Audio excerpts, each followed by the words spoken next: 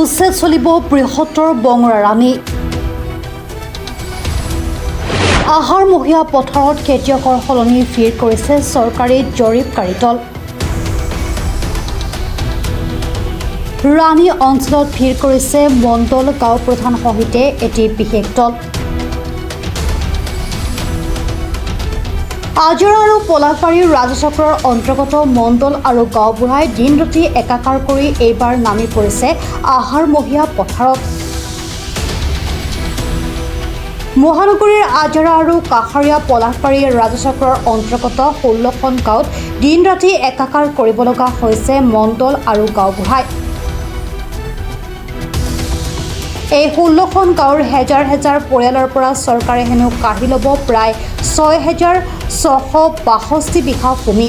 তাৰ মাজতে 2,662 বিঘা মাটি এৰ'চিটি নিৰ্মাণৰ বাবে দিয়া হ'ব আদানীক। বাকী সমুদায় ভূমিত হেনো উপগ্ৰহীয় চহৰ নাইবা ছেটেলাইট টাউনশ্বিপ নিৰ্মাণ কৰিব চৰকাৰে। তাৰ বাবে আজৰা আৰু পলাশবাৰী ৰাজচক্ৰৰ মণ্ডল গাঁওবুঢ়াক আগন্তুক 25 জুনৰ ভিতৰত সম্পূৰ্ণ নথি পত্ৰ ঠিক ঠাক কৰিবলৈ নিৰ্দেশ দিছে চৰকাৰে। এতিয়া পথাৰ ভেটি মাটি সকলো হেৰুৱাব লাগিব সাধাৰণ জনতাই। জবে, পাটগাঁও, ছজনপাৰা, মাটিকুটুৰি, পাচনিয়াপাৰা, জংগলীপাৰা, কামাৰগাঁও, ৰাজা, পানীচন্দা, আন্ধেৰিজুলি, ৰাঙাপাৰা, কছাৰী, আলিবাৰী, লোচনা, বাটাবাৰী, ষাঠিকৰপা, মালিয়াটা আৰু দেউৰ আলি এই 16খন গাঁৱৰ বাসিন্দাই সকলো হেৰুৱাৰ ভয়ত এতিয়া দিন নাযায় ৰাতি নোপোৱাই সদৃশ অৱস্থাৰ সৃষ্টি হৈছে। ভয় শংকাত মুকলিকৈ ওলাই আহিবলৈও সাহস হেৰুৱাইছে গাঁওবাসীয়ে। মণ্ডল আৰু গাঁওবুঢ়াৰ তৎপৰতা যিমানেই বাঢ়িছে সিমানেই যেন শংকিত হৈ পৰিছে গঞা। এতিয়া উচ্ছেদিত হ'ব লগা এইসকল পৰিয়ালে সঁচাকৈয়ে যদি সকলো হেৰুৱাই তাৰ পিছত কি হ'ব সেয়া এতিয়া কৌটিৰকীয়া প্ৰশ্ন। বস্তুটো এনেধৰণৰ, প্ৰথমে ইছলামপুৰ উচ্ছেদ কৰিলে, সেইখিনি পলাশবাৰী সমষ্টিৰ চিমিনা ফুটুৰিৰ মথাউৰি পাৰত থকা লোক মাটি কিনি তাত বসতি স্থাপন কৰিছিল। হয়, তেওঁলোকে ট্ৰাইবেল বেল্টত তেওঁলোকৰ হেৰিটো নাই, মানে যিখিনি চৰকাৰী নিয়ম সেই নিয়ম মতে তেওঁলোক তাত থাকিব নোৱাৰে, কিন্তু তেওঁলোকে মাটি কিনি আছিল, কিন্তু দখল কৰি থকা নাই। আৰু সেইবোৰ মাটি ম্যাদী মাটি, কিন্তু চৰকাৰে যিসকলে বিকিছে তেওঁলোকৰ ওপৰত একো ব্যৱস্থা নলয়, অকল কিনি দখল কৰা দুখীয়া বাসিন্দাখিনিক উচ্ছেদ কৰিলে। কিন্তু আজিলৈ এটকা ক্ষতিপূৰণ নিদিলে। তেওঁলোক ক'ত থাকিব? এতিয়া তম্বু টানি পথৰ দাঁতিত তেওঁলোক আছে, যেন তেওঁলোক ভগনীয়া। তাত সন্দেহজনক লোক থকা বুলি থাকিব পাৰে, তেওঁলোক সন্দেহজনক যদি লোক আছে, কাগজ পাতি পৰীক্ষা কৰি চৰকাৰৰ প্ৰধান আৰু প্ৰথম দায়িত্ব তেওঁলোক বিতৰণ কৰা। কিন্তু সেইখিনি নকৰি একেলগে চব থলুৱা অথলুৱা মানে সন্দেহজনক একাকাৰ কৰি এতিয়া শেহতীয়াভাৱে আহিছে আজাৰাৰ পৰা প্ৰায় 6,662 বিঘা ভূমি তেওঁলোকে দখল কৰিব আৰু তেওঁলোকে ছেটেলাইট চিটি বনাব।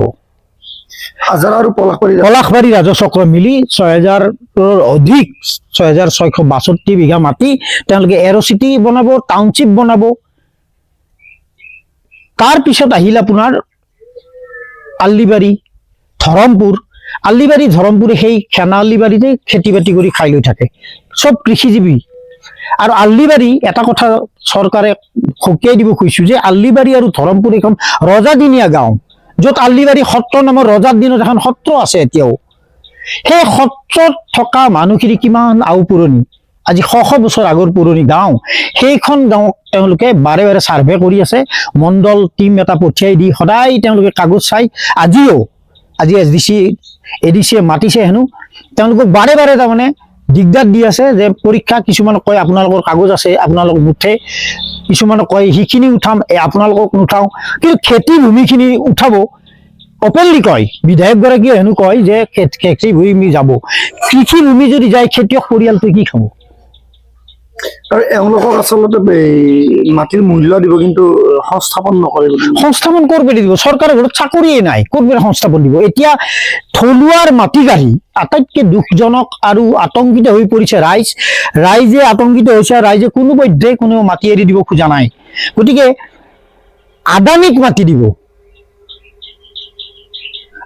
আম্বানীক মাটি দিব আদানীক মাটি দিব বহুজাতিক কোম্পানীবিলাকক মাটি দিব অলপতে জাপানীজ প্ৰধানমন্ত্ৰী আহিব হা আজাৰা VIP অঞ্চলত তেওঁলোকে নিজৰ ঘৰত বনা ঘৰ ভাঙি পেলাই অত্যাচাৰ চলাই আছে আৰক্ষীয়ে গতিকে এইবোৰ কি কাৰ স্বাৰ্থত হৈ আছে এই চৰকাৰখনে কাৰ স্বাৰ্থত কাম কৰিছে আচলতে আজি ক্লিয়াৰ হৈছে যে কোনো দুখীয়া খেতিয়কৰ পক্ষত চৰকাৰখন নাই থলুৱা অধিবাসীৰ ওচৰত নাই তেওঁলোকে জনজাতি এটা ডাঙৰ প্ৰশ্ন এইখিনিতে মই কৰিব খুজিছোঁ সচেতন মহলক ৰাজনীতি কৰা বিৰোধী দল অপক্ষে থকা দলবিলাকক যে ট্ৰাইবেল বেল্ট বুলি তেওঁলোকে যি উচ্ছেদ অভিযান চলাইছে সেই ট্ৰাইবেল বেল্টত ট্ৰাইবেলসকলৰ বাবে উন্নয়নৰ তাত কি আঁচনি আছে ট্ৰাইবেলসকলক মাটি ভাগ কৰি দিছে নেকি যে দুখীয়া খেতিয়কসকলে কৃষিভূমি জনজাতিয়ে পাব ট্ৰাইবেলৰ বাবে উন্নয়নৰ কিবা এটা প্ৰজেক্ট তাত ঘোষণা হৈছে নেকি অথচ জবে পাটগাঁও সজনপাৰা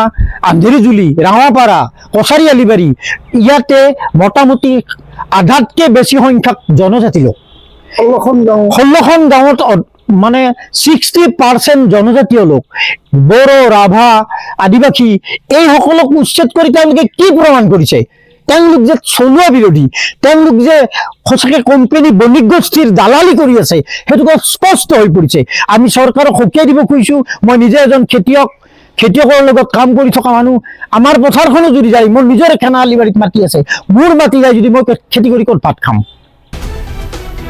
নিউজ ডেস্ক ৰিপৰ্ট প্ৰাত টাইম ডিজিটেল